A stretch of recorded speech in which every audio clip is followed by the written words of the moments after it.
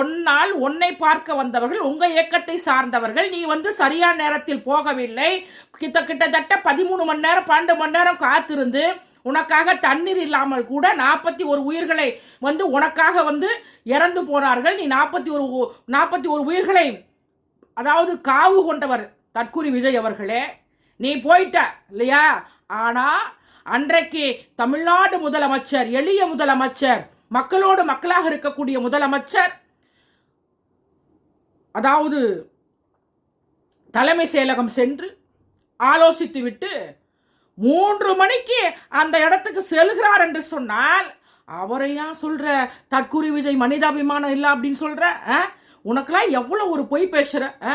என்ன நான் சொல்லணுமோ அப்படின்ற மாதிரி ஒரு பொதுக்குழுன்ற பெயரில் இப்படி பேசுறிய, என்ன ஒரு நியாயம்? சரி, அன்னைக்கு 41 உயிர்கள் இறந்தார்கள் அல்லவா? நீ ஃபஸ்ட்டு பத்திரிக்கையாளர்களை சந்திக்கவே மாட்டேங்கிற. நீ என்ன ஒரு தலைவன்? நீ எப்படி தமிழ்நாட்டு மக்களை காப்பாற்ற முடியும்? நீ என்ன போராட்டம் செய்த? இந்த நாட்டு மக்களுக்காக தமிழ் மொழி செம்மொழி அந்த பெற்றுக் கொடுத்தீரா விஜய்?